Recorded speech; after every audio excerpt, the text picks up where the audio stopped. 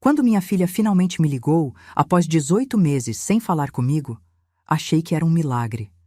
Mas quando cheguei na casa dela naquela noite, o que descobri me fez entender que aquele convite não era uma reconciliação, era uma armadilha. E o pior, minha própria filha estava envolvida. Mas antes de continuar, me diga nos comentários de qual país você está assistindo a este vídeo. Adoro saber onde estão as pessoas que acompanham minhas histórias. Meu nome é Helena. Tenho 62 anos e moro sozinha num apartamento pequeno em Porto Alegre desde que meu marido faleceu há 8 anos. Durante muito tempo, minha filha Camila foi tudo o que me restou de família. Nós duas contra o mundo, como sempre dizia. Por isso, quando ela conheceu Ricardo e se casou 3 anos atrás, tentei ficar feliz por ela, mesmo sentindo que algo não estava certo. Desde o início, Ricardo me pareceu controlador. Não de forma óbvia. Ele era educado, bem vestido, sempre com as palavras certas. Mas havia algo nos olhos dele, uma frieza que me incomodava profundamente. Camila não via, é claro. Estava apaixonada, radiante, e eu não quis ser a mãe chata que estraga a felicidade da filha. O distanciamento começou devagar. Primeiro, Camila parou de atender minhas ligações com a mesma frequência. Depois, os almoços de domingo foram ficando mais raros. Ela sempre tinha uma desculpa. Estava ocupada com o trabalho, Ricardo não estava se sentindo bem, tinham outros compromissos. Eu tentava não me importar, dizia a mim mesma que era natural que uma mulher casada tivesse menos tempo para a mãe. Mas então veio o silêncio completo. Um dia simplesmente pararam de responder minhas mensagens. Liguei dezenas de vezes. Nada. Fui até o apartamento deles no bairro Moinhos de Vento. O porteiro me disse que tinha ordens para não me deixar subir. Ordens. Como se eu fosse uma estranha qualquer, não a mãe dela. Passei 18 meses vivendo num limbo emocional. Acordava todos os dias pensando nela. Dormia todas as noites rezando para que estivesse bem. Tentei de tudo. Mandei cartas, presentes de aniversário que voltaram sem sequer serem abertos. Até contratei um advogado para saber se havia algo que eu pudesse fazer legalmente. Nada funcionou. Foi então que recebi a mensagem. Era uma quinta-feira de março, quase 9 da noite. Eu estava deitada no sofá assistindo a alguma novela quando meu celular vibrou. O nome dela apareceu na tela e meu coração disparou tanto que tive que sentar para ler. Mãe, sinto muito pelo silêncio. Posso te convidar para jantar aqui em casa na próxima terça-feira, às 8? Só nós duas, quero conversar. Li aquela mensagem umas 20 vezes, chorando sem parar. Minha filha estava finalmente voltando para mim. Respondi imediatamente, dizendo que sim, que eu iria, que estava morrendo de saudades. Ela só respondeu com um emoji de coração. Os dias até terça-feira se arrastaram como nunca. Não conseguia pensar em outra coisa. Arrumei meu cabelo no salão, comprei uma roupa nova, um vestido azul marinho que ela sempre disse que ficava bonito em mim. Preparei um presente, uma pulseira delicada que tinha visto numa joalheria e tinha certeza de que ela adoraria. Na terça-feira, saí de casa 2 horas antes do combinado. Estava tão ansiosa que não conseguia ficar parada. Dirigi até o bairro deles devagar, tentando acalmar meu coração. Quando estacionei em frente ao prédio, às 7h40, respirei fundo várias vezes. Caminhei até o portão, mas antes que eu pudesse tocar o interfone, alguém me chamou. Virei e vi Dona Lourdes, a antiga empregada de Camila, vindo na minha direção. Ela trabalhara na casa deles desde o casamento, mas tinha sido demitida alguns meses atrás. Camila me contara isso numa das últimas vezes que conversamos. Dona Helena, ela sussurrou, segurando meu braço com força. A senhora não pode entrar aí. Fiquei confusa. Lourdes, o que você está fazendo aqui? Camila me convidou para jantar. Eu sei que convidou. Eu sei de tudo. Os olhos dela estavam arregalados de medo. Estou esperando a senhora há mais de 1 hora. Por favor, me escute. Não entre nessa casa hoje. Senti meu estômago revirar. Do que você está falando? Aconteceu algo com minha filha? Aconteceu sim, mas não do jeito que a senhora pensa. Ela olhou para trás nervosa. Eles estão planejando algo, dona Helena. Algo contra a senhora. Eu ouvi conversas, vi documentos. Por favor, vá embora daqui. Antes que eu pudesse perguntar mais alguma coisa, ela me entregou um papel dobrado e saiu correndo pela rua.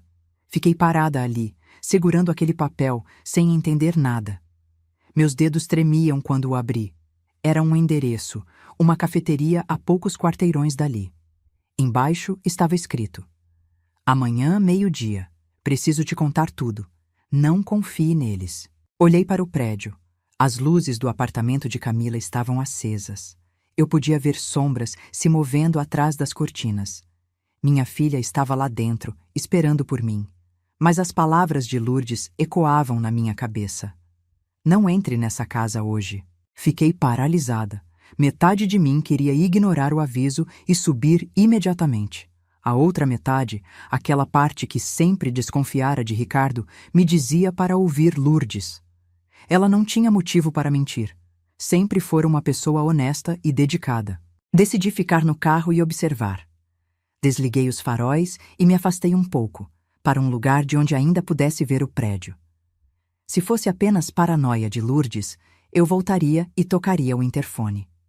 Mas alguma coisa no jeito dela me olhar, no medo real em seus olhos, me fez hesitar. Fiquei ali por quase meia hora. Vi Ricardo sair do prédio e entrar no carro dele. Ele estava ao telefone, gesticulando de forma agitada. Mesmo de longe, dava para perceber que estava irritado. Ele saiu dirigindo rápido, quase atropelando um cachorro que atravessava a rua. Alguns minutos depois, vi outra pessoa chegando. Um homem de terno que eu não conhecia. Ele foi direto para o interfone e subiu. Logo em seguida, uma mulher com uma pasta de couro também entrou. Aquilo não parecia nada com um jantar íntimo entre mãe e filha. Meu celular tocou. Era Camila. Mãe, onde você está? Já são 8h15. Sua voz soava estranha, tensa. Não era a voz calorosa que eu lembrava. Desculpa, meu bem. Tive um problema com o carro. Estou tentando resolver, mas acho que não vou conseguir ir hoje. Houve uma pausa longa do outro lado. Que pena. Eu estava mesmo querendo conversar com você. Podemos marcar outro dia, está bem? Talvez no fim de semana? Talvez. A voz dela ficou ainda mais fria. Deixa eu ver minha agenda e te aviso. Ela desligou sem se despedir. Fiquei olhando para o telefone, sentindo um peso no peito. Alguma coisa estava muito, muito errada. Não voltei para casa naquela noite. Não sei porquê, mas sentia que não era seguro. Em vez disso, dirigi até um hotel barato perto da rodoviária e aluguei um quarto.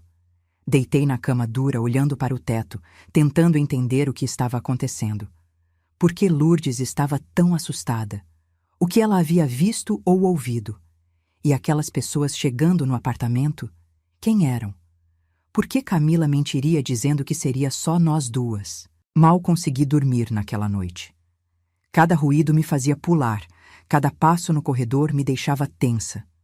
Quando o sol finalmente nasceu, eu já estava acordada há horas, contando os minutos até poder encontrar Lourdes na cafeteria.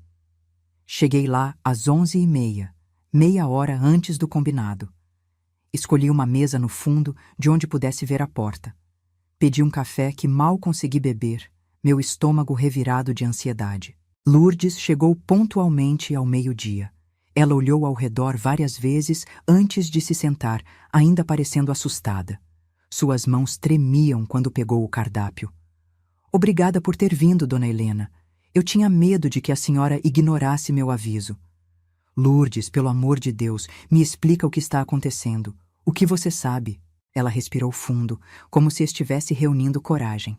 Dona Helena, seu genro é um homem perigoso. E sua filha? Sua filha está tão controlada por ele que virou uma pessoa diferente. Eu sempre desconfiei dele, admiti. Mas o que isso tem a ver com o jantar de ontem? Tudo. Ela abriu a bolsa e tirou um pequeno gravador. Eu gravei conversas, coisas que ouvi enquanto trabalhava lá. No começo, achei que estava imaginando coisas, mas depois ficou claro demais para ignorar. Ela apertou o play. A voz de Ricardo encheu o espaço entre nós, baixa, mas perfeitamente audível. Quando a velha chegar, você deixa tudo pronto. Os papéis precisam estar assinados antes da meia-noite. Depois disso, o problema se resolve sozinho. Outra voz, que demorei a reconhecer como sendo de Camila. E se ela se recusar a assinar? Ela não vai se recusar se você usar as palavras certas. Diga que é para o bem dela, que você quer proteger o patrimônio da família. E se mesmo assim ela não quiser... Uma pausa. Já conversamos sobre isso. O acidente vai parecer natural. Senti o sangue gelar nas minhas veias. Acidente? Que acidente? Lourdes desligou o gravador, com lágrimas nos olhos. Dona Helena, eles estão planejando matar a senhora. As palavras de Lourdes ficaram suspensas no ar entre nós como uma sentença de morte. Matar. Minha própria filha estava planejando me matar. Não consegui processar aquela informação imediatamente. Era como se meu cérebro se recusasse a aceitar algo tão absurdo, tão impossível. Isso não pode estar certo, murmurei, mais para mim mesma do que para ela. Camila jamais faria isso. Ela é minha filha. Eu sei, Dona Helena. Acredite, eu também não queria aceitar. Lourdes pegou minha mão sobre a mesa. Mas o Sr. Ricardo tem um controle total sobre ela. Ele a manipula de um jeito que eu nunca vi antes. Me conta tudo, desde o começo. Lourdes pediu um chá e começou a falar. Disse que nos primeiros meses de trabalho, tudo parecia normal. Camila era gentil, Ricardo educado. Mas aos poucos ela começou a notar mudanças. Camila emagreceu muito. Ricardo controlava cada refeição dela, dizendo que estava fazendo aquilo por amor, para que ela ficasse sempre bonita. Depois veio o isolamento. Ricardo convenceu Camila de que os amigos dela eram invejosos, que falavam mal dela pelas costas. Uma a uma, as amizades foram sendo cortadas.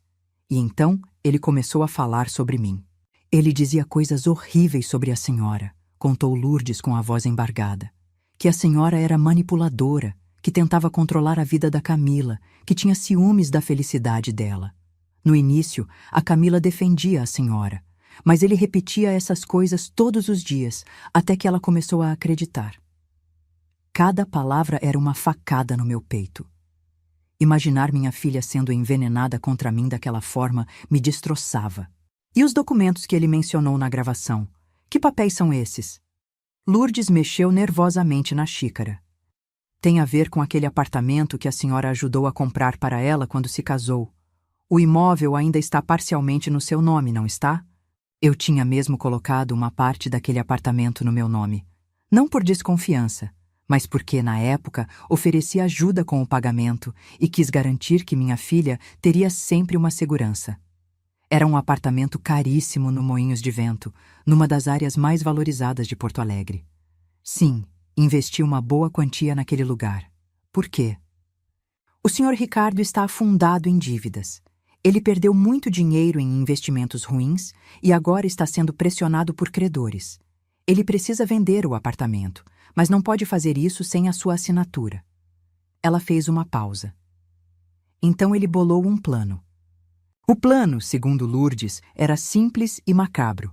Ricardo me convidaria para jantar, usando Camila como isca, sabendo que eu não resistiria a uma chance de reaproximação. Durante o jantar, eles me fariam assinar documentos, alegando que era uma simples atualização cadastral ou algo do tipo. E depois? Depois o quê, Lourdes? Ela engoliu em seco.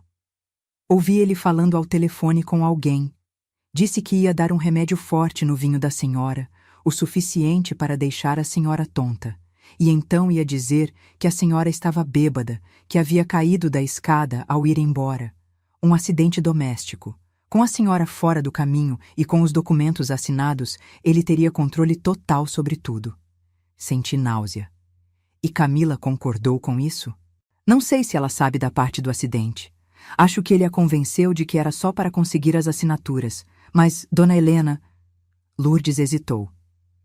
Ela está tão mudada que não tenho certeza se ela se importaria. O jeito que ele fala com ela, como ele a trata quando estão sozinhos, é como se ela não tivesse mais vontade própria. Fiquei em silêncio por um longo momento, tentando absorver tudo aquilo. Minha filha, minha única filha, estava sendo manipulada por um homem perigoso que planejava me matar por dinheiro. E o pior, ela estava participando daquilo, mesmo que inconsciente das consequências completas. Por que você está me contando tudo isso, Lourdes? Você poderia se meter em encrenca séria. Ela limpou as lágrimas que escorriam pelo rosto. Porque trabalhei para a família da senhora durante anos. Porque eu vi como a senhora amava a Camila, como se dedicava a ela. E por quê? Sua voz falhou. Porque minha irmã morreu nas mãos de um homem como o Sr. Ricardo. Um homem que a isolou, manipulou e destruiu. Eu não consegui salvá-la a tempo, mas posso tentar salvar a senhora. Segurei as mãos dela com força. Obrigada, Lourdes, de coração. Mas agora preciso saber. O que eu faço? Como faço para salvar minha filha e me proteger dele? Tem alguém em quem a senhora confia? Um advogado? Um amigo? Alguém que possa ajudar? Pensei imediatamente em Dr. Augusto, meu advogado há mais de 20 anos. Ele havia cuidado do inventário quando meu marido morreu. Havia me ajudado com a documentação do apartamento de Camila. Era um homem sério, competente e, acima de tudo, discreto. Tenho, sim, meu advogado. Então precisa falar com ele urgentemente.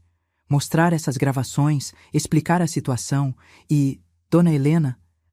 Ela me olhou nos olhos. A senhora não pode voltar para casa agora. Se o Sr. Ricardo descobrir que a senhora sabe de alguma coisa, não sei do que ele seria capaz. Ela tinha razão.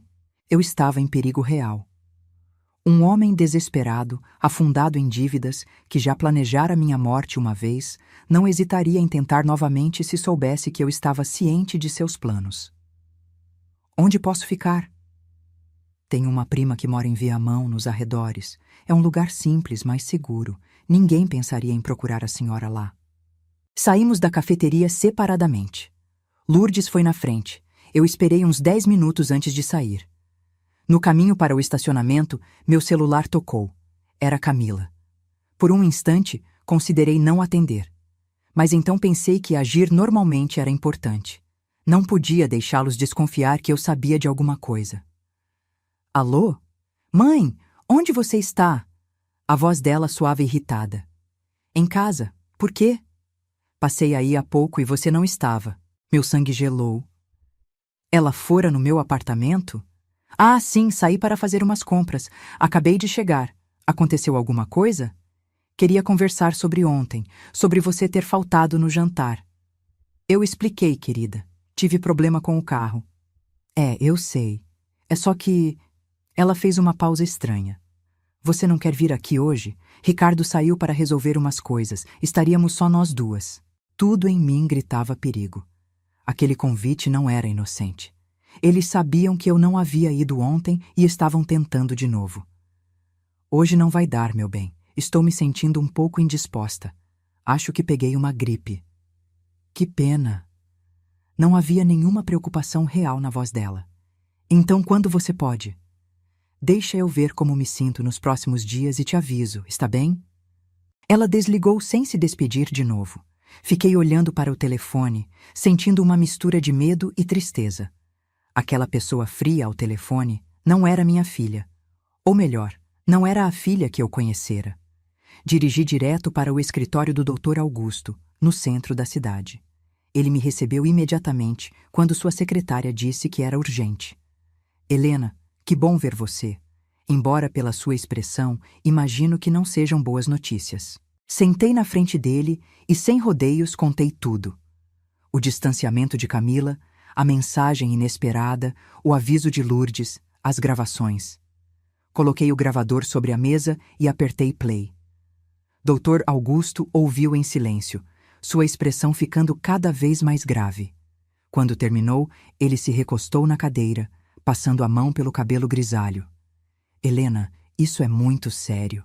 Estamos falando de tentativa de fraude, coação e possivelmente tentativa de homicídio. Eu sei. Por isso vim aqui. Preciso me proteger, mas também preciso salvar minha filha. Ele a manipulou, Dr. Augusto. Ela não está agindo por vontade própria. Ele assentiu lentamente. Entendo. Mas legalmente isso complica as coisas. Camila é maior de idade, aparentemente em pleno uso de suas faculdades mentais. Provar manipulação psicológica não é simples. Então o que eu faço? Dr. Augusto pensou por um momento. Primeiro, precisamos garantir sua segurança. Você não pode voltar para seu apartamento, pelo menos não sozinha. Segundo, precisamos documentar tudo isso adequadamente.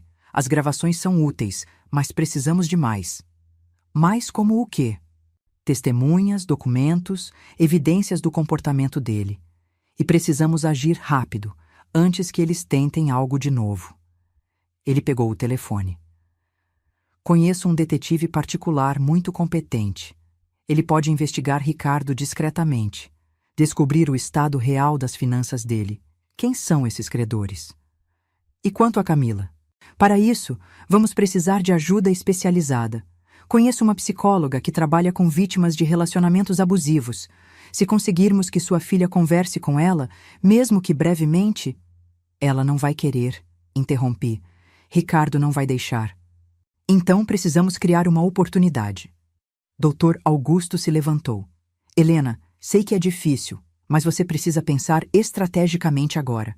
Seu genro é perigoso e sua filha está sob influência dele. Vamos precisar de um plano cuidadoso para tirá-la dessa situação. Passei o resto da tarde no escritório dele, planejando os próximos passos. O detetive chegou 1 hora depois. Um homem de uns 50 anos, chamado Mário, discreto e profissional. Contei a história mais uma vez e ele fez várias perguntas sobre Ricardo, sobre a rotina deles, sobre as pessoas que frequentavam o apartamento. Vou começar imediatamente, disse Mário. Em 48 horas, terei um relatório completo sobre a situação financeira dele. E vou descobrir quem eram aquelas pessoas que você viu entrando no prédio. Quando saí do escritório, já estava escurecendo. Liguei para Lourdes e ela me deu o endereço da prima em Viamão. Antes de ir para lá, passei rapidamente no meu apartamento. Dr. Augusto insistira que não fosse sozinha. Então Mário me acompanhou, ficando no carro enquanto eu subia.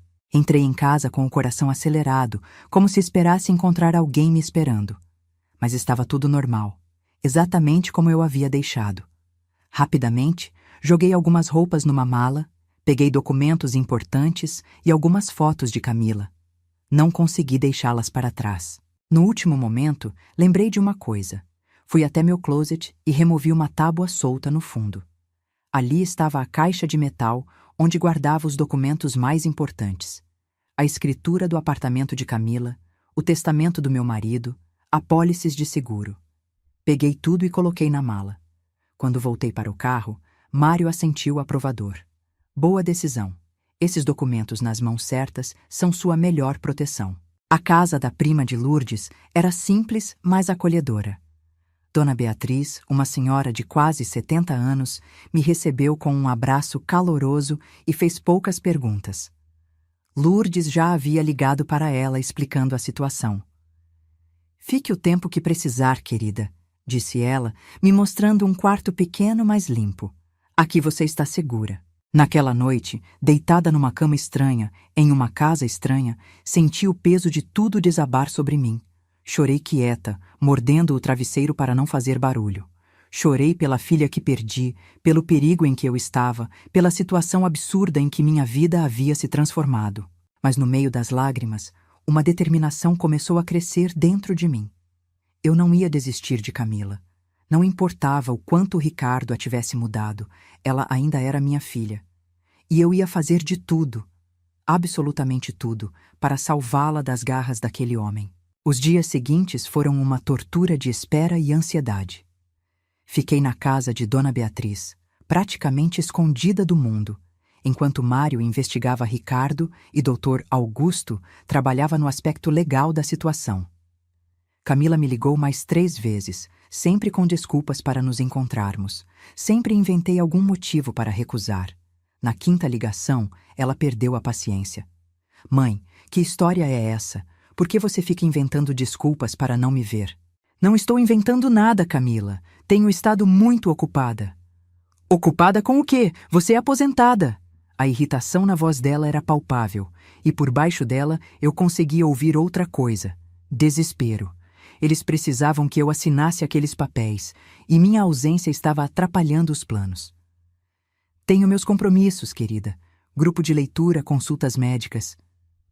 Deixa de ser ridícula. Eu quero te ver. É importante. O que é tão importante assim? Ela hesitou. São só uns documentos que preciso que você assine. Nada demais, só uma atualização sobre o apartamento. Ali estava. A confirmação de tudo o que Lourdes havia me contado. Que tipo de atualização? Ah, você sabe, coisas burocráticas. O contador do Ricardo disse que seria bom regularizar a documentação. Camila, se são documentos legais, prefiro que meu advogado dê uma olhada primeiro. O silêncio do outro lado foi gélido. Você não confia em mim? Não é isso, meu bem. É só que aprendi a ser cuidadosa com papelada. Você sabe como essas coisas podem complicar. Não é nada complicado. A voz dela subiu um tom. São só 3 assinaturas. Por que você está sendo tão difícil? Não estou sendo difícil. Só quero entender direito o que estou assinando. Ela desligou na minha cara.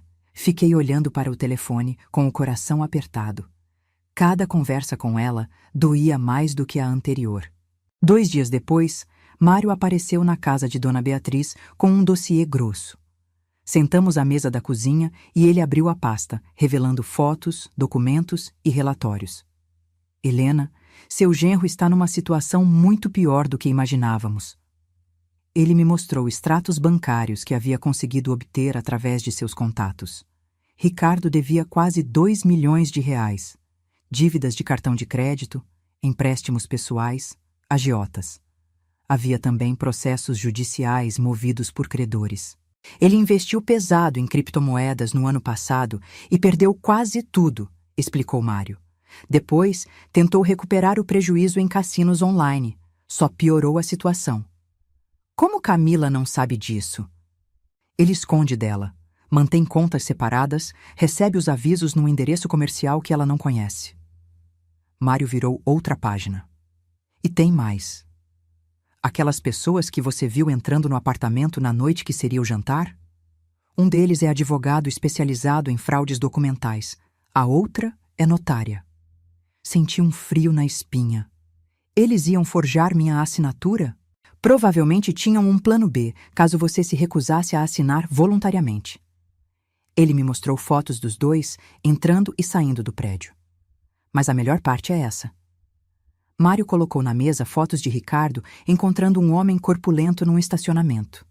Nas imagens, Ricardo entregava um envelope ao homem. Quem é esse? Ex-presidiário.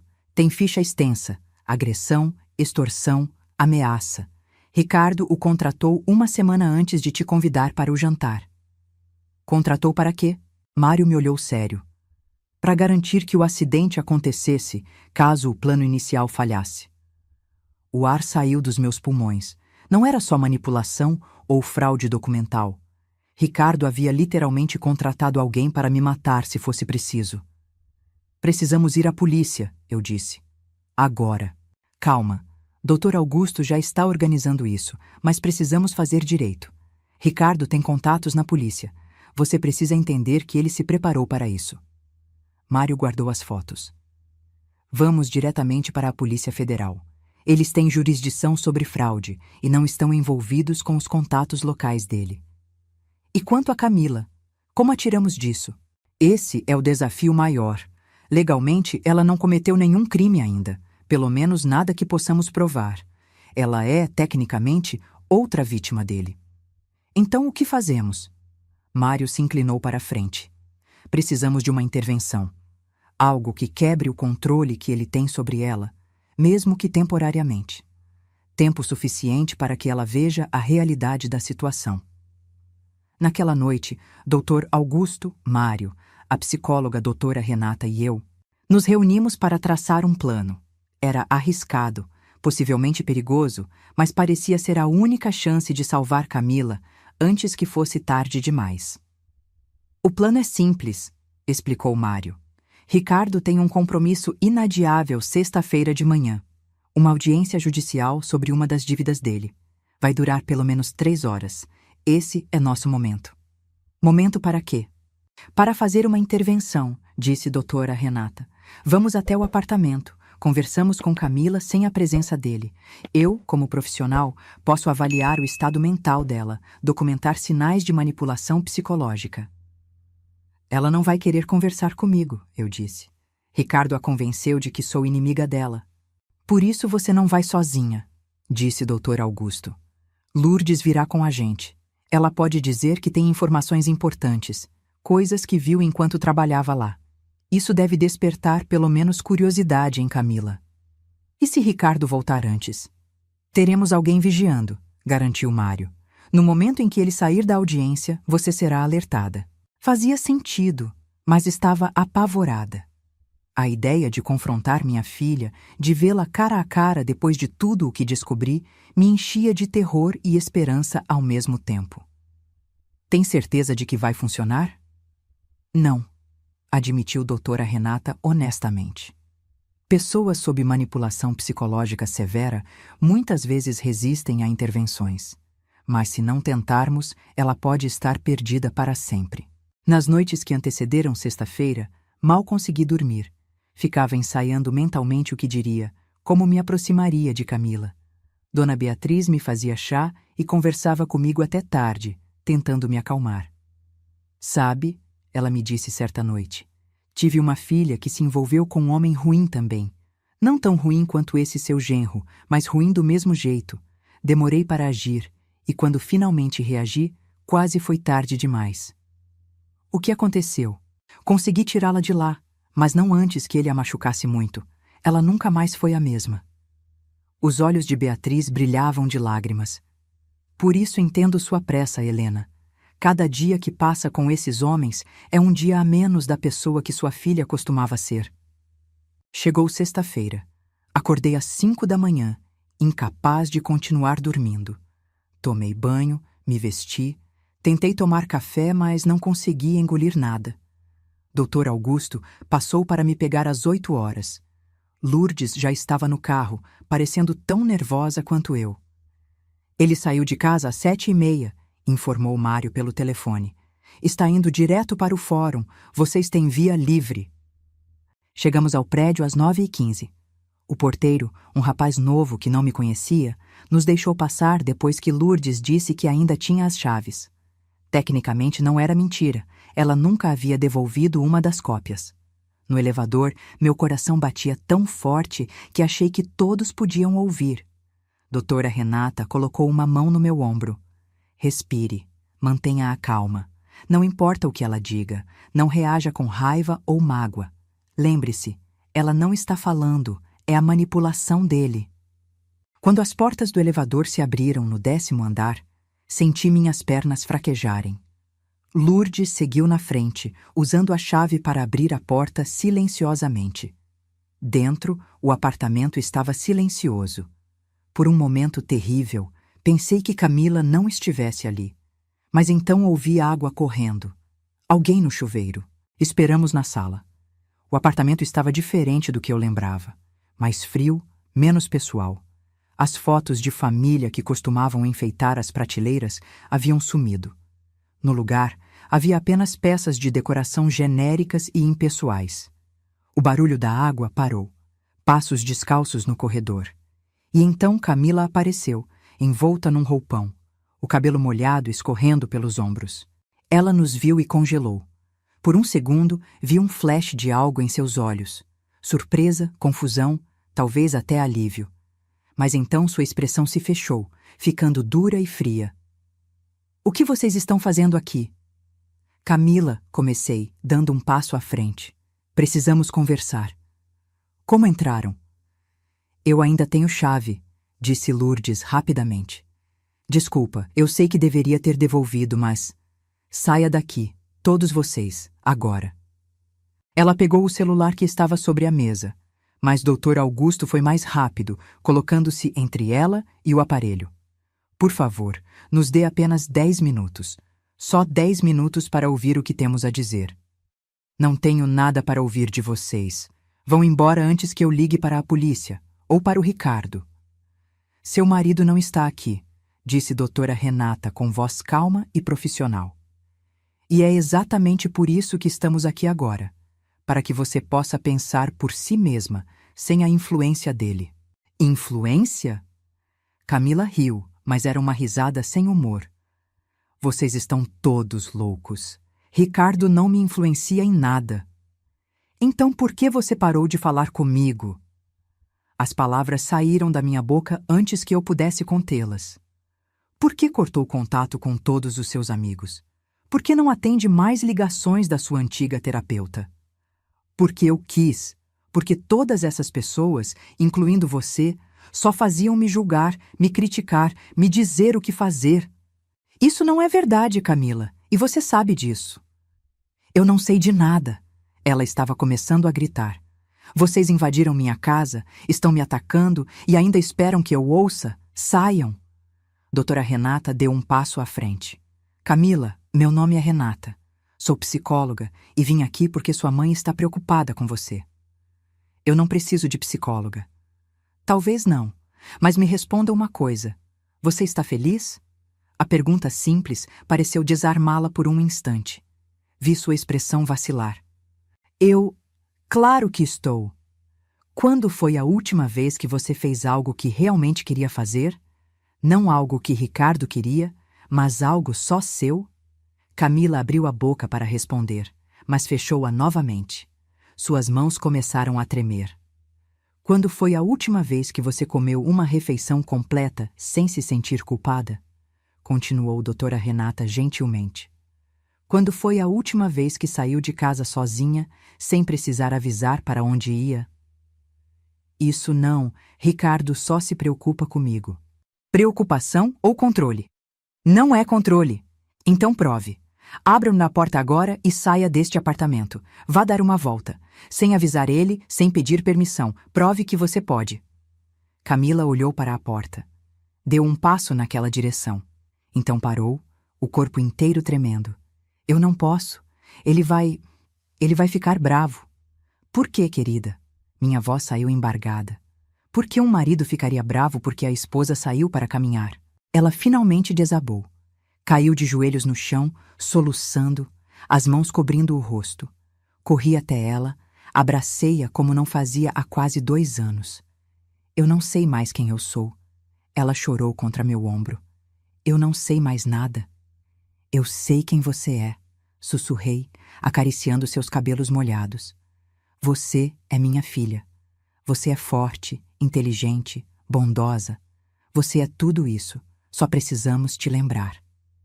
Camila chorou nos meus braços por longos minutos, sacudindo como uma criança. Senti o coração partido e, ao mesmo tempo, uma fagulha de esperança. Minha filha ainda estava ali, debaixo de todas aquelas camadas de manipulação e controle. Doutora Renata se ajoelhou ao nosso lado. Camila, você precisa entender que o que está acontecendo com você tem um nome. Chama-se abuso psicológico. E é tão real e prejudicial quanto o abuso físico. Ricardo nunca me bateu, murmurou Camila, ainda com o rosto escondido. Não precisa bater para destruir alguém, disse doutora Renata suavemente. Ele te isolou, te fez questionar sua própria sanidade, controlou cada aspecto da sua vida. Isso é abuso.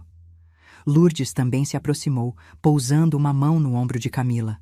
Menina, eu vi tudo. Vi como você foi mudando, como foi perdendo aquele brilho nos olhos. Vi como ele falava com você quando achava que ninguém estava ouvindo. Camila finalmente ergueu o rosto, olhando para cada uma de nós. Seus olhos estavam vermelhos e inchados, mas havia algo diferente neles agora. Uma clareza que não existia há minutos atrás. Eu achava que era só comigo, que eu estava ficando louca. Não, meu amor, eu disse. Você não está louca. Você foi manipulada por alguém muito habilidoso nisso.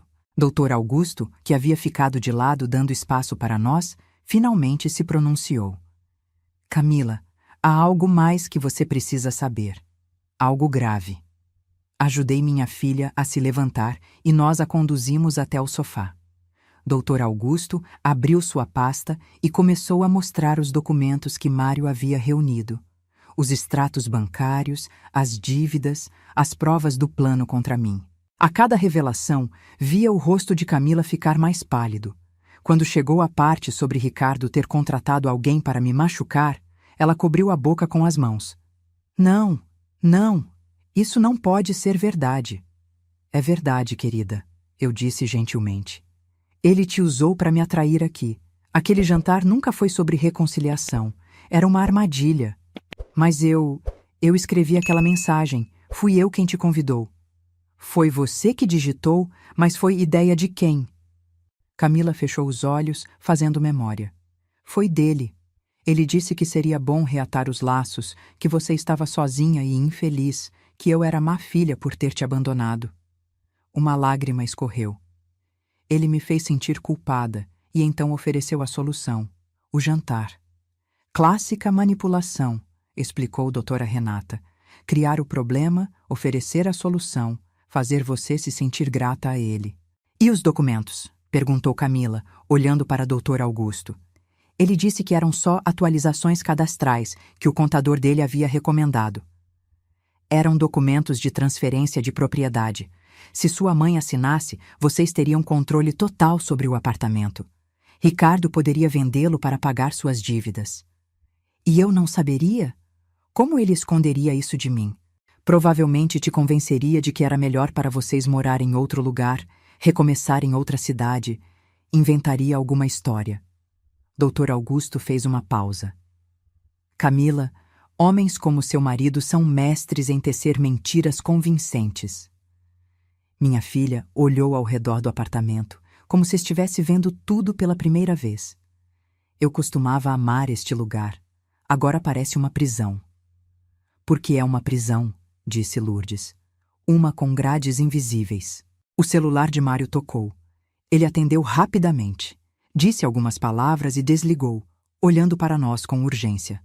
A audiência acabou mais cedo. Ricardo está saindo do fórum agora. Vocês têm no máximo 20 minutos.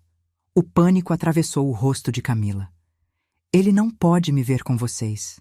Ele vai... Ele vai o quê? Perguntei, segurando suas mãos. Camila, escuta. Você não precisa voltar para essa vida. Não precisa continuar com medo dele. Eu não posso simplesmente ir embora. Eu sou casada com ele. Casamento não é escravidão, disse doutora Renata firmemente. Você tem direito de sair quando quiser, especialmente de uma situação de abuso. Mas ele vai vir atrás de mim.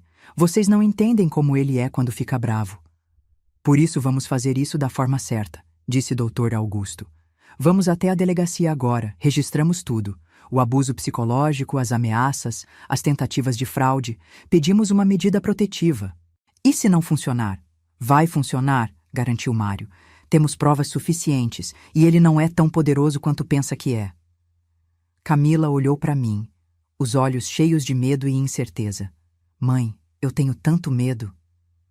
Eu sei, meu amor, mas você não está sozinha, nunca esteve. Abracei-a forte. Vamos passar por isso juntas. Precisamos ir, agora, apressou Mário.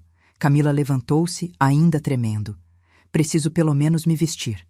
Rápido, disse doutor Augusto.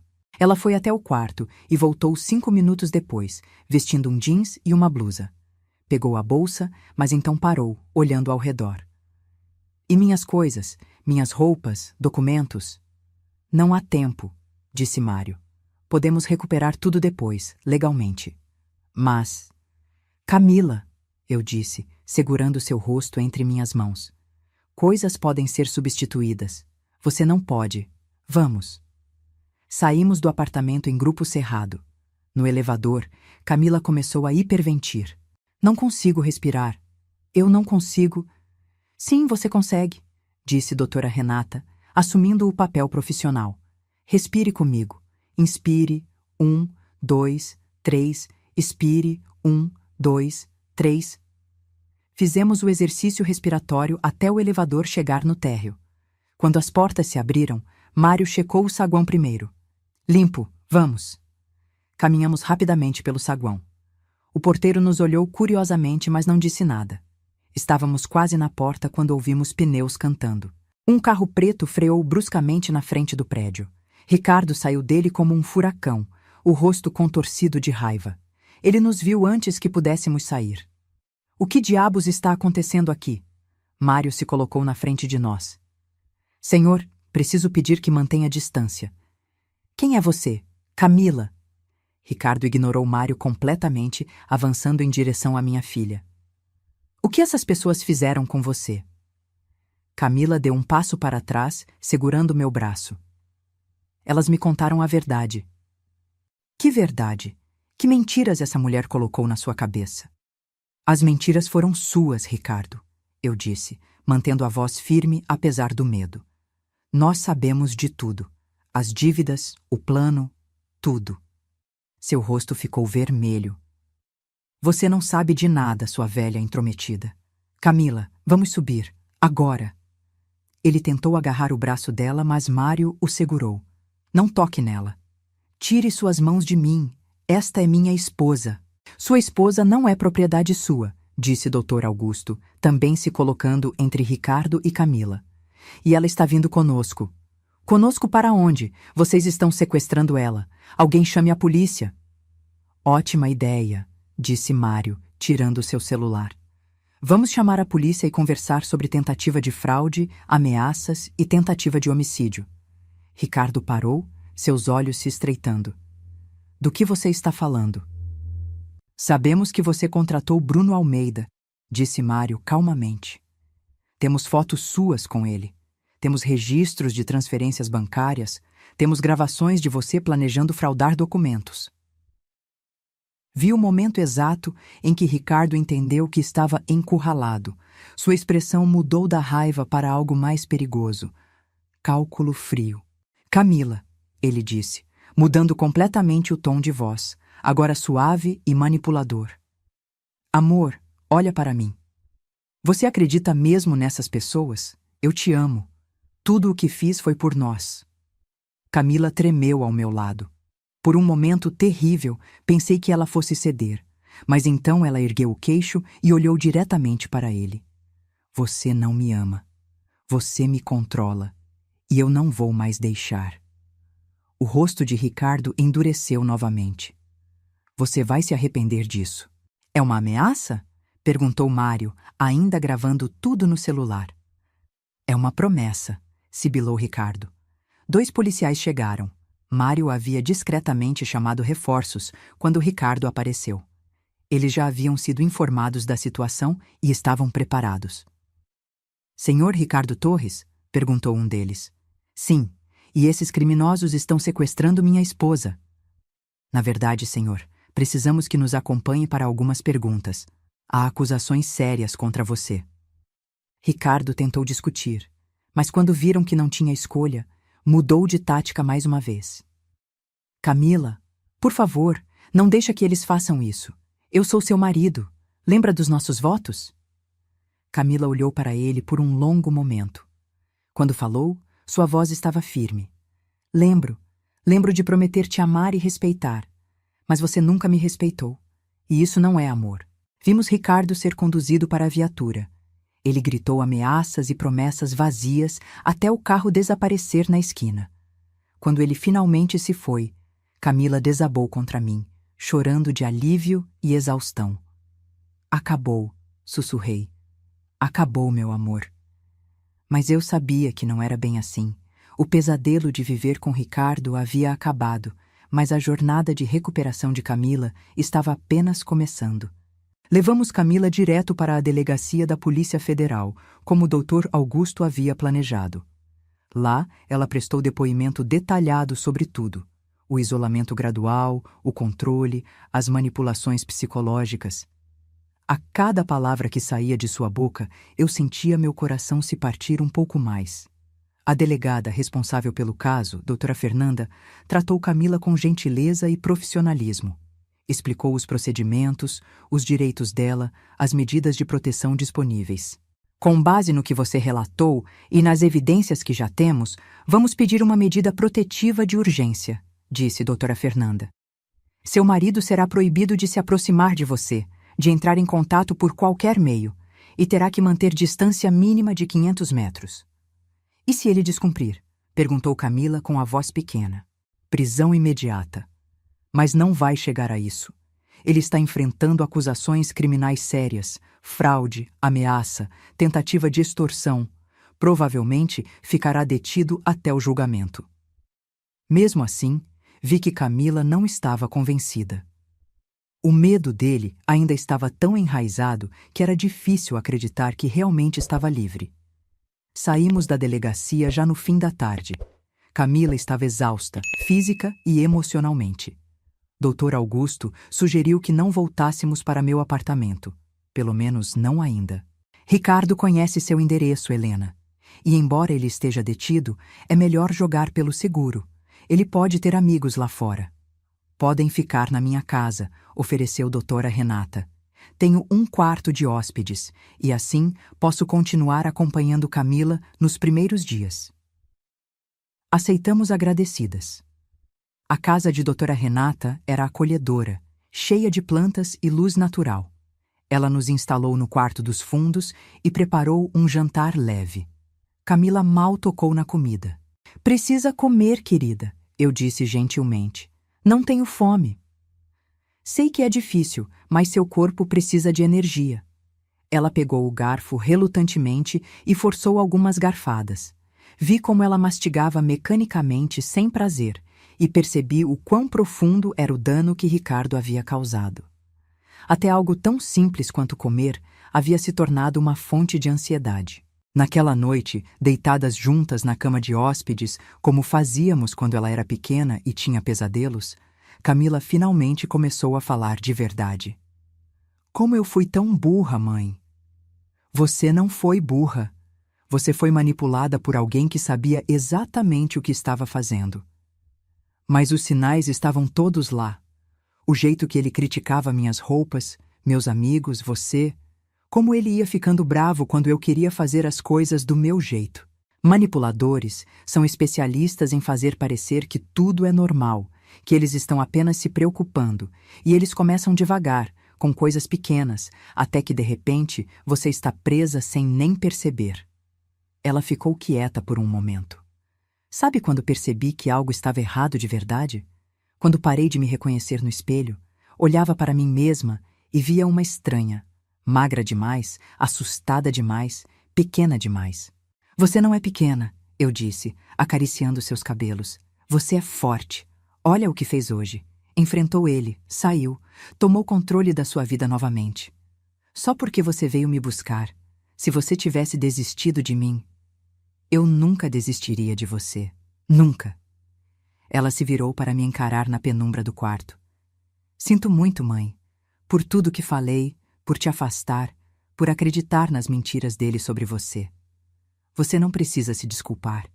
Ele distorceu tudo na sua cabeça. Mesmo assim, você não merecia aquilo. Você só sempre quis o melhor para mim. Abracei-a forte. O que importa é que você está aqui agora. Estamos juntas de novo. Nos dias seguintes, estabelecemos uma rotina. Camila começou terapia intensiva com doutora Renata. Sessões diárias para começar a desmantelar os danos psicológicos. Dr. Augusto cuidava da parte legal, preparando o divórcio e as acusações criminais contra Ricardo. Mário continuava investigando, descobrindo mais sobre a rede de manipulações de Ricardo. Aparentemente, não éramos suas únicas vítimas. Havia outras mulheres no passado, outras famílias destruídas. Ele tem um padrão, explicou Mário numa de suas visitas. Escolhe mulheres vulneráveis, de preferência com algum dinheiro ou propriedades. Casa rápido, isola, manipula e, quando consegue o que quer, descarta e passa para a próxima. Então, eu era só mais uma marca? Perguntou Camila, visivelmente abalada. Para ele, sim, mas isso não define quem você é. Só define quem ele é. Ricardo tentou entrar em contato várias vezes, desrespeitando a medida protetiva. Ligações de números desconhecidos, mensagens através de terceiros, até uma carta que chegou pelo correio. Todas foram documentadas e entregues às autoridades, fortalecendo o caso contra ele. Uma das mensagens, porém, perturbou Camila profundamente. Dizia: "Você acha que pode simplesmente me deixar? Ninguém me deixa. Você vai voltar, e quando voltar, vai se arrepender de ter tentado me humilhar." Ela me mostrou a mensagem com as mãos tremendo. E se ele vier atrás de mim quando sair? Ele não vai sair tão cedo, garantiu o Dr. Augusto. Com todas as acusações e evidências, estamos falando de anos de prisão. Mas eventualmente ele vai sair. E quando isso acontecer, você já vai estar forte novamente. Vai ter reconstruído sua vida, e ele não terá mais poder sobre você. Nas sessões de terapia, Doutora Renata ajudou Camila a identificar os padrões de manipulação que Ricardo havia usado. O gaslighting, fazer ela duvidar de sua própria memória e percepção. O isolamento social, afastá-la de qualquer sistema de apoio. O controle financeiro, mantê-la dependente dele economicamente. Uma das coisas mais importantes na recuperação, explicou doutora Renata, é reconectar com quem você era antes dele. Quais eram seus hobbies, seus sonhos, suas paixões? Camila pensou por um longo tempo. Eu gostava de pintar. Passava horas pintando aquarelas. E quando foi a última vez que pintou? Não sei. Faz anos. Ricardo disse que era perda de tempo, que eu deveria focar em coisas mais práticas. Que tal recomeçar? No dia seguinte, saímos para comprar material de pintura. Foi a primeira vez que vi Camila genuinamente animada desde que a tiramos daquela casa. Ela escolheu pincéis, tintas, papéis especiais, com um brilho nos olhos que não via há tanto tempo. Em casa, ela montou um cantinho no quarto e começou a pintar. No início, suas pinceladas eram hesitantes, inseguras. Mas aos poucos, conforme relaxava, a arte fluía mais naturalmente. Esqueci como isso me fazia bem, ela disse, concentrada numa aquarela de um pôr-do-sol. É a sua voz voltando, comentou doutora Renata, que estava observando. A voz que ele tentou silenciar. 2 semanas depois de deixarmos o apartamento, tivemos notícias da investigação. Ricardo havia tentado subornar um guarda para enviar mensagens para Camila. A tentativa foi descoberta e resultou em mais acusações contra ele. Também descobrimos que ele havia, de fato, planejado levar Camila para o exterior. Havia passagens compradas para o Paraguai, um país sem tratado de extradição com o Brasil. Se não tivéssemos agido quando agimos, ele teria fugido com ela, e provavelmente nunca mais a veríamos. Foi tão perto, Camila murmurou quando soubemos disso. Se você não tivesse desconfiado daquele jantar, se Lourdes não tivesse te avisado... Mas eu desconfiei, e você está aqui. É isso que importa. 1 mês depois, finalmente voltamos ao meu apartamento. Camila estava mais forte, mas ainda tinha momentos difíceis. Pesadelos eram frequentes, assim como crises de ansiedade quando via alguém que lembrava Ricardo. É normal, assegurou doutora Renata. Trauma leva tempo para curar, mas cada dia que passa, você está um passo mais longe daquele período escuro da sua vida. Começamos a reconstruir nossa vida juntas. Camila retomou contato com amigas antigas, timidamente no início, depois com mais confiança. Elas foram incrivelmente acolhedoras, felizes por tê-la de volta. Uma delas, Mariana, sua melhor amiga da época de faculdade, visitou um dia. As duas se abraçaram por longos minutos, ambas chorando. Eu tentei tanto falar com você, disse Mariana. Mas você nunca respondia. Pensei que estava brava comigo. Eu não estava. Ele me convenceu de que você invejava nosso casamento, que falava mal de mim. Eu nunca faria isso. Você é minha melhor amiga. Ver Camila rindo com Mariana, como faziam anos atrás, encheu meu coração de esperança. Minha filha estava voltando, pedaço por pedaço. O processo de divórcio avançava. Ricardo tentou dificultar tudo. Contestou, fez exigências absurdas, alegou que Camila estava mentindo sobre tudo. Mas com as evidências que tínhamos, suas tentativas foram inúteis. A audiência de divórcio foi marcada para 3 meses após sua prisão. Camila estava nervosa para ver Ricardo novamente, mesmo que fosse num tribunal. Você não precisa ir se não quiser, disse Dr. Augusto. Posso representá-la. Não. Eu preciso fazer isso. Preciso olhar para ele e mostrar que não tenho mais medo. Mas no dia da audiência, quando entramos no tribunal e vi Ricardo algemado sendo conduzido pelos guardas, senti Camila tremer ao meu lado. Ele olhou diretamente para ela, e mesmo de longe pude ver o ódio em seus olhos. O juiz foi direto ao ponto. Ouviu brevemente os argumentos de ambos os lados, Ricardo alegando que foi caluniado, que amava sua esposa, que tudo era um mal-entendido. Dr. Augusto apresentou as evidências meticulosamente. Senhor Torres, disse o juiz finalmente, as evidências contra o senhor são substanciais e graves. O divórcio é concedido em favor da senhora Camila, com base em conduta inadequada e abusiva. Quanto aos processos criminais, estes prosseguirão em instância apropriada. Ricardo explodiu. Isso é injusto. Ela é minha esposa. Vocês não podem simplesmente... Ordem, bateu o juiz. Senhor Torres, mais um surto desses, e o senhor será removido desta sala. Mas Ricardo não parava. Gritava acusações, ameaças, até que finalmente os guardas o arrastaram para fora. Seus gritos ecoaram pelo corredor até sumirem. Quando saímos do tribunal, Camila respirou profundamente. Acabou. Acabou mesmo. Sim, meu amor, acabou. Ela se virou para mim com lágrimas nos olhos. Eu sou livre. Você é livre. E ali, nos degraus do tribunal, sob o sol quente da tarde, abraçamos como não abraçávamos há anos. Minha filha finalmente estava livre e eu tinha minha menina de volta. Os meses seguintes foram de reconstrução lenta, mas constante. Camila se mudou oficialmente para o meu apartamento, pelo menos temporariamente, até se sentir pronta para ter seu próprio espaço novamente. Eu adorava tê-la ali. A casa ficava mais viva com sua presença, com o cheiro de tinta das aquarelas que pintava, com o som dela rindo ao telefone com as amigas. Ela engordou alguns quilos. Seu rosto recuperou a cor saudável. As olheiras desapareceram. Começou a usar roupas coloridas de novo. Não mais aqueles tons neutros e apagados que Ricardo insistia que ela usasse. Lembra quando eu adorava amarelo? Ela me perguntou um dia, saindo do quarto vestindo uma blusa amarelo canário. Ele dizia que me deixava parecendo doente. Que idiotice. Você está linda, eu disse honestamente. E estava mesmo, não apenas pela roupa, mas pelo brilho que voltara aos seus olhos.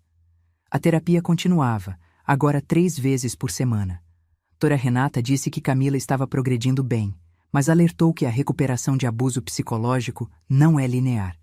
Haverá dias bons e dias ruins, explicou ela. Dias em que ela se sentirá forte e dias em que o trauma voltará com força total. É importante estar preparada para isso. Ela estava certa. Teve um dia, cerca de 4 meses após deixarmos Ricardo, em que encontramos por acaso um homem que se parecia vagamente com ele num supermercado. Camila congelou completamente, largou o carrinho de compras e saiu correndo. Encontrei-a no estacionamento, encolhida ao lado do carro, tendo um ataque de pânico. Não era ele, eu disse, segurando suas mãos enquanto ela hiperventilava. Camila, olha para mim. Respira comigo. Não era ele. Levou 15 minutos para ela se acalmar. Voltamos para casa sem terminar as compras. Naquela noite, ela não saiu do quarto e eu ouvia chorando através da porta. Na manhã seguinte, ela veio até a cozinha com os olhos vermelhos, mas determinada. Desculpa por ontem. Você não tem nada pelo que se desculpar. Eu achei que estava melhor. Pensei que tinha superado. Superar não significa nunca mais sentir medo. Significa continuar vivendo apesar dele. Segurei seu rosto. E é isso que você está fazendo. Está continuando, e isso é o que importa. O julgamento criminal de Ricardo estava marcado para 6 meses após sua prisão. À medida que a data se aproximava, Camila ficava cada vez mais ansiosa. Vou ter que depor na frente dele de novo? Provavelmente, disse Dr. Augusto. Mas você não vai estar sozinha. Eu estarei lá, sua mãe estará lá, Dra. Renata também pode ir. E se eu não conseguir? E se ele me olhar e eu esquecer tudo que ensaiamos? Então você pausa, respira e recomeça. O juiz e o promotor entendem. Eles sabem o que você passou. Nos dias antes do julgamento, ajudei Camila a revisar seu testemunho. Praticamos as perguntas que provavelmente seriam feitas, as respostas que ela deveria dar. Mas por mais que praticássemos, eu via o terror crescendo nela. Na noite anterior ao julgamento, ela não conseguiu dormir. Fiquei acordada com ela fazendo chá, conversando sobre coisas aleatórias, tentando distraí-la. Estou com tanto medo, mãe. Eu sei, mas sabe o que mais eu sei? Que você é a mulher mais corajosa que conheço. Você já enfrentou coisa pior do que esse julgamento. Você enfrentou anos com ele e sobreviveu. Mas no julgamento eu vou ter que falar. Vou ter que contar tudo, na frente de estranhos, na frente dele. E cada palavra que você disser vai ajudar a colocá-lo onde ele merece estar. Não apenas por você, mas por todas as outras mulheres que ele poderia machucar no futuro. Isso pareceu ressoar com ela. Verdade. Se eu não falar, ele pode fazer isso com outra pessoa. Exatamente. O dia do julgamento amanheceu nublado, uma garoa fina caindo sobre Porto Alegre. Camila vestiu um conjunto simples e elegante, calça preta e blusa branca. Prendeu o cabelo num coque, sem maquiagem. Queria parecer séria, confiável. O tribunal estava cheio. Além das partes envolvidas, havia jornalistas. O caso havia ganhado alguma atenção da mídia por causa das gravações e da natureza elaborada do plano de Ricardo. Quando Ricardo entrou, algemado e vestindo um macacão laranja de presidiário, senti Camila enrijecer ao meu lado. Ele estava diferente, mais magro, com olheiras, o cabelo desarrumado. Mas seus olhos continuavam os mesmos, frios e calculistas. Ele procurou Camila na plateia e, quando a encontrou, sorriu. Não era um sorriso amigável. Era uma ameaça silenciosa. Camila desviou o olhar rapidamente, suas mãos apertando a bolsa com força. Você consegue, sussurrei. Lembra, ele não tem poder sobre você mais. O julgamento começou. O promotor apresentou o caso meticulosamente. As evidências de fraude, as gravações de Lourdes, os depoimentos de testemunhas, as fotos de Ricardo com o homem que ele havia contratado. O advogado de defesa tentou desqualificar tudo. Alegou que as gravações eram ilegais, que as testemunhas tinham motivações duvidosas, que Ricardo era um homem de negócios respeitável que estava sendo difamado. Meu cliente é vítima de uma conspiração elaborada por uma ex-sogra ressentida e uma empregada demitida, argumentou ele. Foi quando o promotor chamou Camila para depor. Eu a vi levantar, suas pernas tremendo levemente. Ela caminhou até o banco das testemunhas, colocou a mão sobre a Bíblia e jurou dizer a verdade. O promotor começou com perguntas simples. Nome, idade, quanto tempo foi casada com Ricardo? Camila respondia com voz baixa, mas clara. Então vieram as perguntas mais difíceis. Senhora Camila, pode descrever para o tribunal como era sua vida com o réu? Ela respirou fundo. No começo parecia normal, feliz até. Mas aos poucos ele foi mudando. Começou a criticar pequenas coisas. Minhas roupas, minha comida, meus amigos. E como você reagia a essas críticas? Tentava mudar. Achava que se eu fizesse o que ele queria, as coisas melhorariam. Mas melhoraram? Não, só piorava. Ele sempre encontrava algo novo para criticar. Dizia que eu estava gorda, então parei de comer direito. Dizia que meus amigos eram má influência, então parei de vê-los. Dizia que minha mãe era manipuladora, então parei de falar com ela. E você acredita, olhando para trás, que essas eram suas próprias decisões? Camila balançou a cabeça. Não, eram as decisões dele. Ele só me fazia pensar que eram minhas. Objeção, gritou o advogado de defesa. Especulação. Negada, disse o juiz. A testemunha pode relatar sua experiência pessoal. Continue, senhora Camila. O promotor perguntou sobre o controle financeiro, sobre como ela precisava pedir permissão para sair de casa, sobre como Ricardo checava seu celular diariamente. Você tinha medo dele? Perguntou o promotor. Sim, o tempo todo. Ele já a machucou fisicamente? Não diretamente, mas... Ela hesitou. Mas o quê? Ele quebrava coisas quando ficava bravo. Socava paredes, chutava móveis. Nunca me bateu, mas a ameaça estava sempre ali. Eu sabia que se eu o desrespeitasse demais, ele poderia... Objeção! O advogado de defesa levantou novamente. Testemunha está especulando novamente. Sustentada, disse o juiz. Atenha-se aos fatos, senhora Camila. Então, o advogado de defesa teve sua vez de interrogá-la. Ele foi agressivo, questionando cada detalhe de sua história. Senhora Camila, a senhora não estava simplesmente arrependida do casamento e procurou uma desculpa para sair? Não. A senhora não inventou essas histórias de abuso porque sua mãe a convenceu? Não.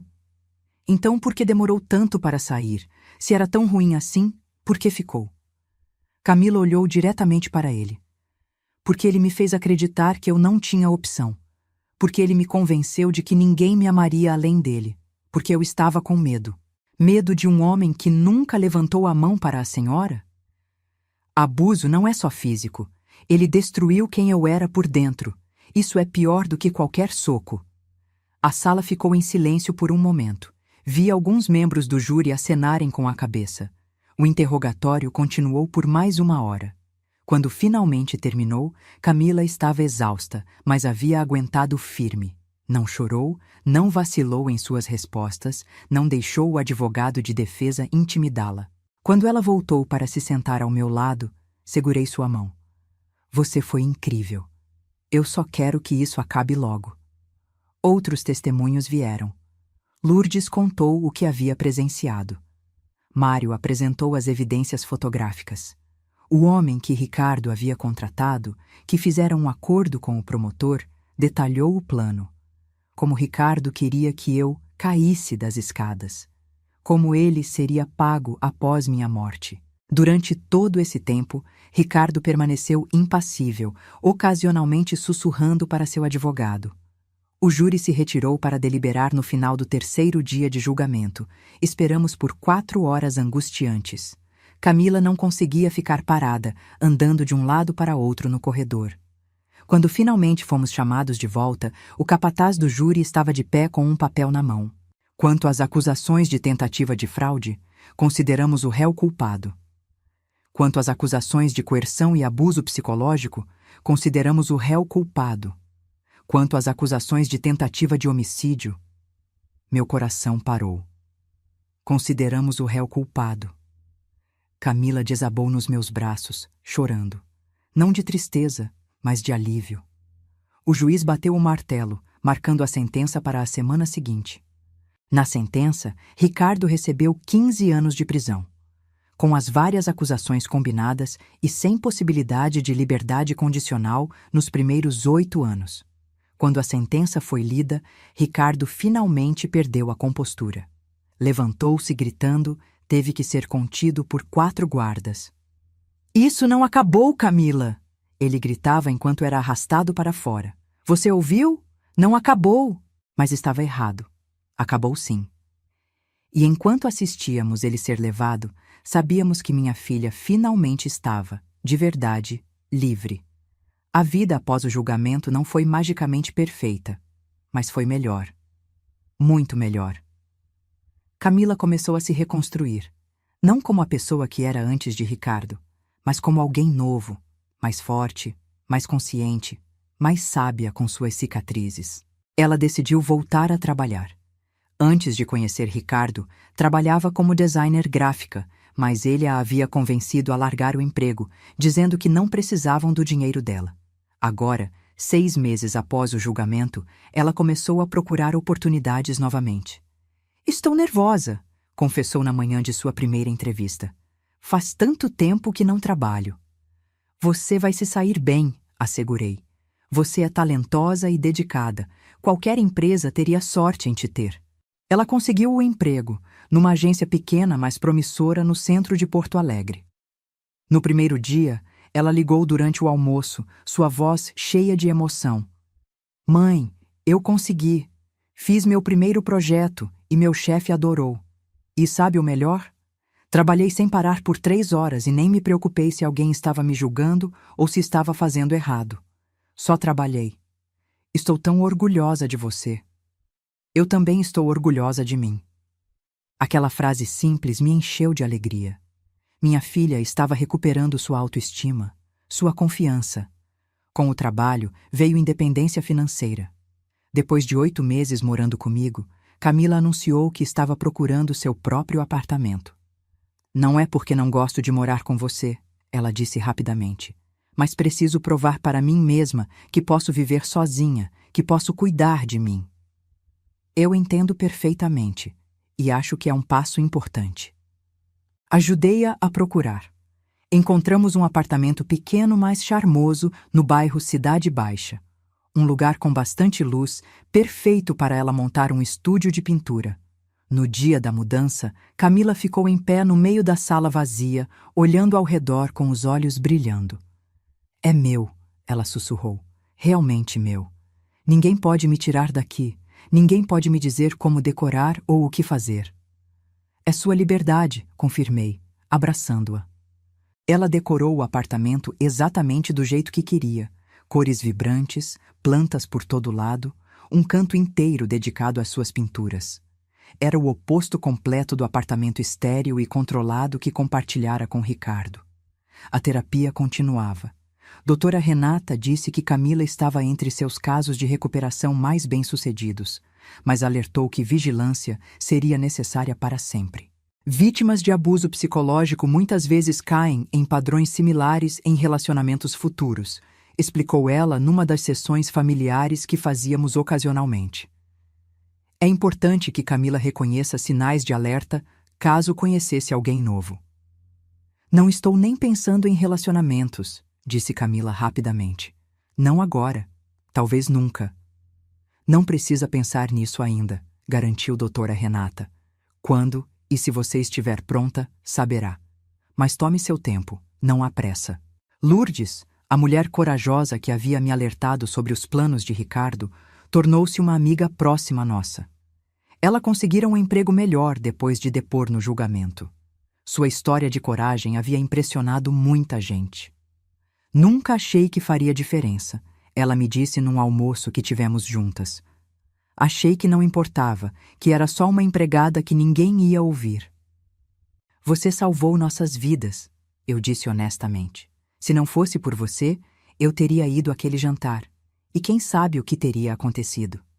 Fiz o que minha consciência mandou. Só desejaria ter conseguido salvar minha irmã da mesma forma.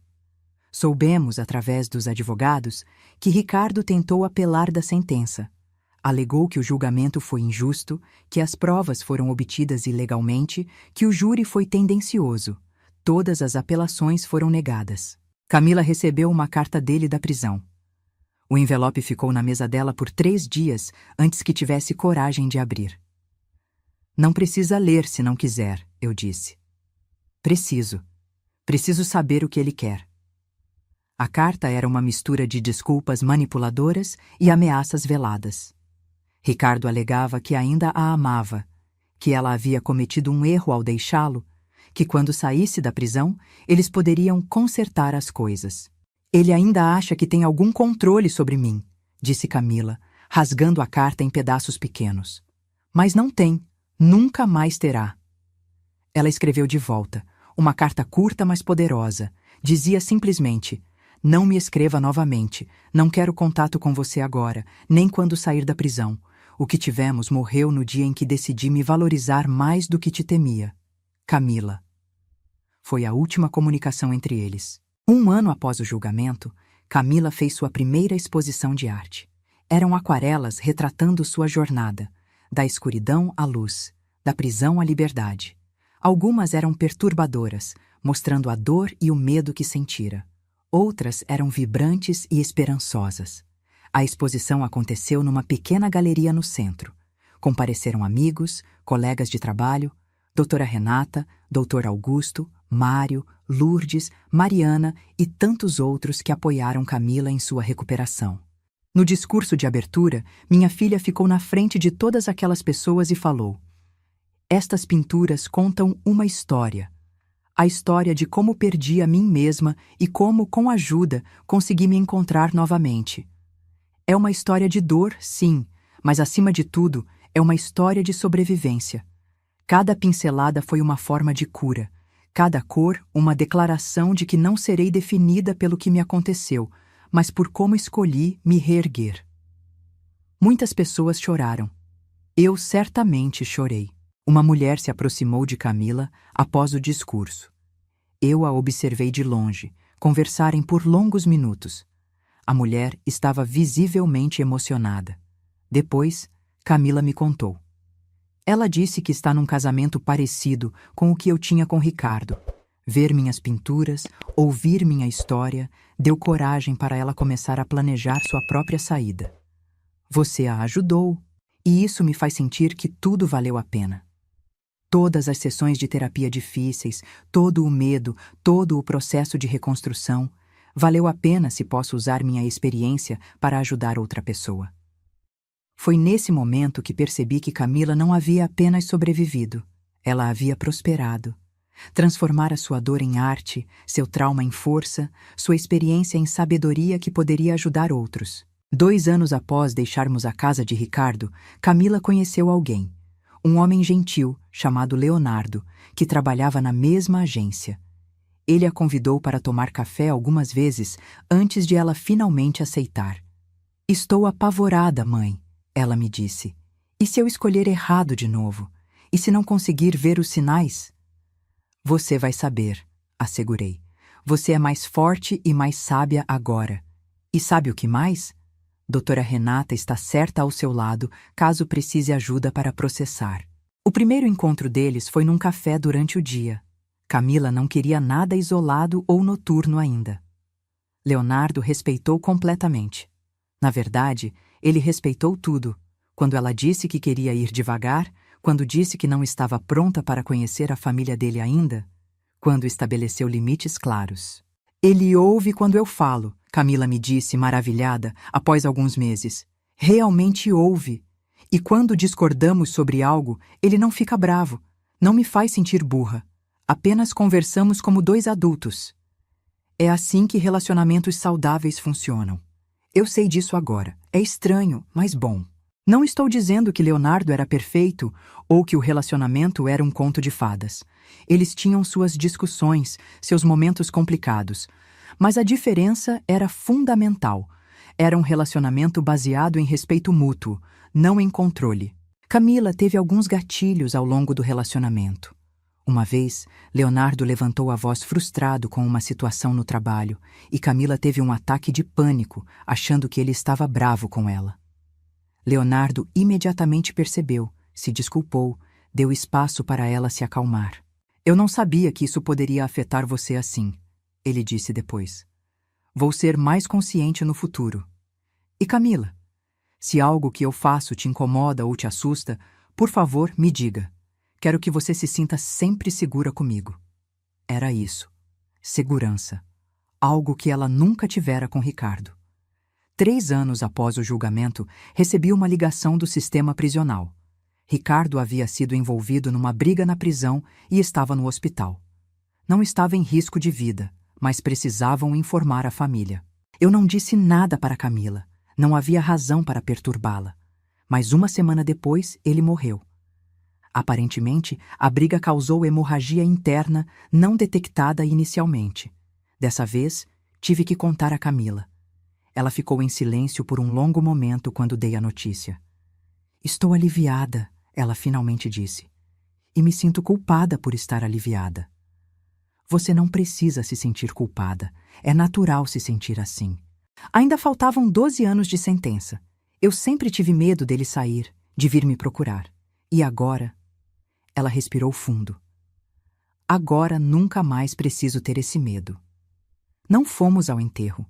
Camila não queria estar lá, e eu respeitei sua decisão. Mas na noite em que soubemos de sua morte, ela tirou todas as pinturas da exposição que retratavam o período escuro com ele e as queimou numa fogueira no quintal do meu apartamento.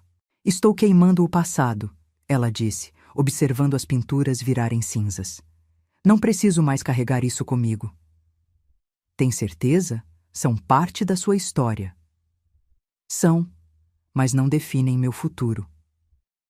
Hoje, 5 anos após aquela quinta-feira à noite quando recebi a mensagem de Camila, sento aqui, escrevendo nossa história e mal consigo acreditar em tudo pelo que passamos. Camila tem 35 anos agora. É uma designer respeitada, com um apartamento próprio, um relacionamento saudável com Leonardo, com quem está noiva, aliás. Ela voltou a pintar regularmente, não mais apenas como terapia, mas como paixão. Suas obras são expostas em galerias por todo o Rio Grande do Sul. Ela ainda faz terapia, menos frequentemente agora, uma vez por mês, apenas para manter o equilíbrio. Doutora Renata diz que ela é um dos casos de recuperação mais completos que já testemunhou. Mas isso não aconteceu por acaso, doutora Renata me disse recentemente.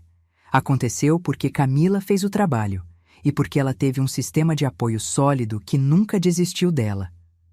Lourdes se tornou praticamente parte da nossa família. Jantamos juntas todo mês, comemoramos aniversários juntas. Ela conheceu alguém também, um viúvo gentil que a trata como rainha. Doutor Augusto se aposentou ano passado, mas ainda nos visita ocasionalmente. Mário continua seu trabalho como detetive, e sempre que ouvimos sobre ele ajudando alguém em situação de abuso, sentimos orgulho de ter conhecido um homem tão dedicado. Quanto a mim, tenho 67 anos agora. Minha vida não é muito diferente do que era antes de tudo isso começar, mas meu coração está mais cheio. Tenho minha filha de volta, não a menina que era, mas a mulher forte que se tornou. Recentemente, Camila começou a dar palestras sobre relacionamentos abusivos e recuperação. Ela conta sua história em escolas, empresas, ONGs. Não é fácil para ela. Algumas vezes volta para casa exausta emocionalmente. Mas ela diz que é importante. Cada vez que falo, ela me disse, vejo olhos na plateia que reconhecem a história, porque é a história deles também. E se minha experiência salvar pelo menos uma pessoa, então vale cada momento difícil. Semana passada, uma jovem de 23 anos procurou Camila após uma palestra. Ela estava num relacionamento com todos os sinais de alerta que Camila havia descrito. Com a ajuda de Camila e os contatos que mantemos, conseguimos tirá-la daquela situação antes que piorasse muito mais. É um ciclo, disse Camila. Alguém me salvou, e agora posso salvar outros. Espero que eles façam o mesmo. O casamento de Camila e Leonardo está marcado para o próximo verão. Será uma cerimônia pequena, apenas família próxima e amigos. Ela me pediu para fazer um discurso e já estou ensaiando o que vou dizer. Vou falar sobre segundas chances, sobre como minha filha foi me dada 2 vezes. Primeiro quando nasceu, e depois quando tive coragem de tirá-la das garras de um homem perigoso. Vou falar sobre força, sobre amor, sobre nunca desistir das pessoas que amamos. Às vezes, nas noites quietas, penso em como as coisas poderiam ter sido diferentes, se Lourdes não tivesse me alertado, se eu tivesse ignorado os sinais e ido àquele jantar, se tivesse assinado aqueles documentos, se Ricardo tivesse conseguido executar seu plano. Estremeço só de pensar. Teria sido o fim. Não apenas meu, mas de Camila também. Ela teria ficado presa com aquele monstro, possivelmente para sempre, ou até que ele decidisse descartá-la, como fez com outras antes dela. Mas não aconteceu assim. E a razão é simples. Nunca desisti da minha filha. Mesmo quando ela me afastou, mesmo quando acreditou nas mentiras dele sobre mim, mesmo quando parecia impossível alcançá-la, continuei amando-a, continuei tentando. Para qualquer mãe, qualquer pai, qualquer irmão ou amigo que esteja lendo isso e reconhecendo os sinais em alguém que ama, não desista. Pessoas sob manipulação psicológica e abuso não podem ver claramente. Elas não estão escolhendo o abusador sobre você. Elas estão presas numa teia que não conseguem ver. Continue presente. Continue oferecendo amor incondicional. Continue procurando oportunidades para mostrar a realidade. E quando finalmente conseguir, quando elas finalmente acordarem para a verdade, esteja lá com os braços abertos. Sei que nem todas as histórias terminam como a nossa. Sei que há mulheres e homens que nunca conseguem escapar. Que há filhos que nunca voltam para os pais. Que há tragédias reais acontecendo neste exato momento em casas que parecem normais por fora. Por isso, Camila e eu dedicamos tempo a essa causa. Por isso ela fala. Por isso eu a acompanho. Por isso usamos nossa história para talvez fazer diferença em outras vidas. Ontem, Camila veio jantar aqui em casa. Trouxe Leonardo, que já é praticamente meu genro. Cozinhamos juntos, rimos de piadas bobas, assistimos a um filme. Era tudo tão normal, tão comum, tão precioso. Quando eles estavam saindo, Camila me abraçou forte. Obrigada, mãe. Por quê? Por não desistir de mim, por me salvar quando eu nem sabia que precisava ser salva. Eu sempre salvaria você, sempre, 1000 vezes se fosse preciso. Eu sei, e é por isso que hoje posso salvar outras pessoas. Porque você me mostrou o que é amor verdadeiro, o que é família de verdade. Agora, enquanto escrevo estas últimas linhas, olho pela janela e vejo o pôr do sol tingindo o céu de laranja e rosa. Penso em tudo pelo que passamos, em todo o sofrimento, todo o medo, toda a luta. E penso na vitória, porque no fim foi uma vitória. Minha filha está livre, está feliz, está viva. Construiu uma vida nova sobre os escombros da antiga. Transformou trauma em força, dor em arte, sofrimento em sabedoria. Então, minha resposta é sim. Sim, é possível sobreviver a relacionamentos abusivos.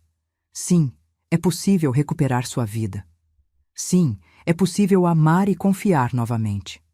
Camila é a prova viva disso. E para qualquer pessoa lendo isso que está numa situação similar, seja você a vítima ou alguém tentando ajudar, há esperança, há luz no fim do túnel. Pode parecer impossível agora, mas não é. Com o apoio certo, com coragem, com persistência, é possível escapar e reconstruir. Não vai ser fácil. Vai ser uma das coisas mais difíceis que você já fez. Mas vai valer a pena. Sua vida, sua liberdade, sua felicidade, tudo vale a pena lutar por isso. 5 anos atrás, achei que tinha perdido minha filha para sempre. Hoje, ela está mais presente na minha vida do que nunca. Não como uma vítima, não como alguém quebrado, mas como uma sobrevivente, uma guerreira, uma vencedora. E se nossa história, nossa dor transformada em relato, puder ajudar nem que seja uma pessoa a reconhecer os sinais, a buscar ajuda, a sair, então cada lágrima derramada terá valido a pena. Porque no fim, não é sobre o que nos acontece, é sobre o que fazemos com isso. É sobre como nos levantamos após sermos derrubados. É sobre escolher a luz mesmo quando a escuridão parece eterna. Camila escolheu a luz. E eu tenho orgulho imensurável de chamá-la de minha filha. Se você chegou até aqui, muito obrigada por ouvir nossa história. Se ela te tocou de alguma forma, por favor, deixe um comentário contando sua experiência. Inscreva-se no canal e ative o sininho para não perder novos relatos.